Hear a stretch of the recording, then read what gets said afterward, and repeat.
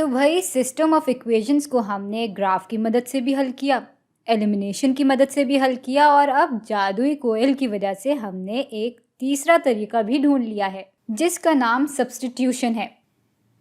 और अब इस तरीके को अपने जहन में पक्का करने के लिए हम एक आध सवालात हल करने की कोशिश करेंगे। भाई यहाँ हमारे पास फिर से दो इक्वेशंस हैं जिसमें से एक में -3x - 4y बराबर है -2 के और एक में y बराबर है 2x - 5 के।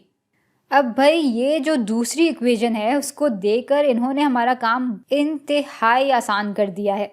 भाई यहाँ पे y हमें x के पैराए में ही दिया हुआ है, तो हमें y को ना अलग करना है ना कुछ करना है, बस इस ही y की एक्सप्रेशन या इबारत को हम इस इक्वेशन में y की जगह डाल देंगे या सब्स्टिट्यूट कर देंगे और फिर इस पूरी इक्वेशन को x के लिए हल कर लेंगे। चलें ये सब करके देखते हैं।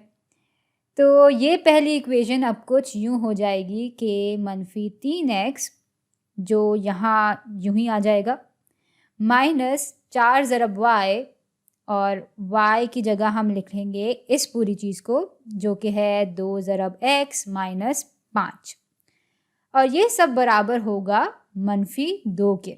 यानी अब हमारे पास इक्वेशन में सिर्फ एक ही वेरिएबल है और इसको हम बड़ी आसानी से अलजेब्रा की मदद से हल कर सकते हैं। तो सबसे पहले इस ब्रैकेट को खोल लेते हैं। ये -3x तो वैसा का वैसे ही रहेगा।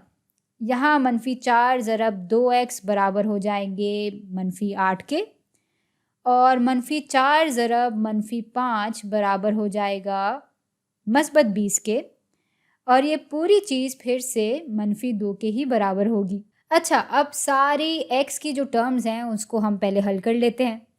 -3x - 8x बराबर हो जाएगा -11x के। बाकी यहाँ पर -20 भी आ जाएगा और ये बराबर हो जाएगा -2 के। अच्छा, अब चूँकि x की कदर मालूम करनी है तो जल्दी से इसको अलग कर लेते हैं और इसके लिए पहले हम इस -20 को यहाँ से हटाएंगे। तो यहाँ से भी 20 माइनस कर देंगे और यहाँ से भी, ये और ये कट जाएगा और बाएं तरफ अब सिर्फ -11x रह जाएगा, जबकि दाएं तरफ -2 - 20 बराबर हो जाएंगे -22 के। और अब x को मज़ीद अलग करने के लिए हम इक्वेशन के दोनों हिस्सों को -11 से तकसीम कर देंगे। ये और ये कट जाएगा और -22 बटा -11 बराबर हो जाते हैं -2 के। तो आखिरकार हमारे पास x की कदर आ जाती है जो कि बराबर है 2 के। लेकिन अभी भी सवाल पूरी तरह से हल नहीं हुआ है क्योंकि इस x की कदर से हमें y की कदर भी मालूम करनी है और इसके लिए हम x की कदर को इनमें से किसी भी इक्वेशन में डाल के उस इक्वेशन को y के लिए हल कर सकते हैं।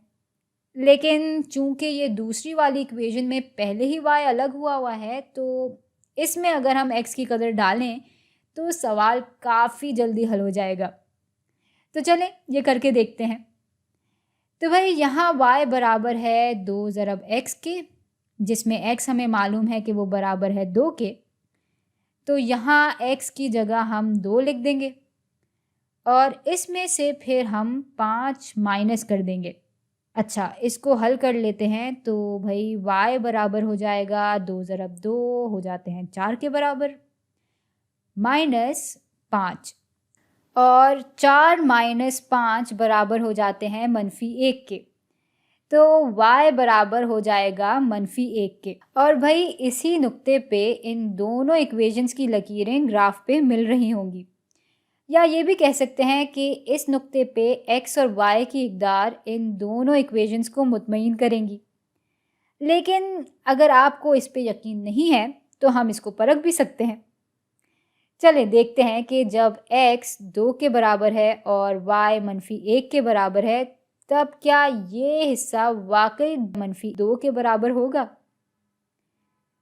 भाई -3 ज़रब 2 बराबर हो जाते हैं -6 के और -4 ज़रब -1 बराबर हो जाते हैं -4 के और -6 - 4 बिल्कुल -2 के ही बराबर हो जाते हैं। यानी ये नुक्ता वाकई इस इक्वेशन पे पूरा उतर रहा है और इस पे भी पूरा उतर रहा है।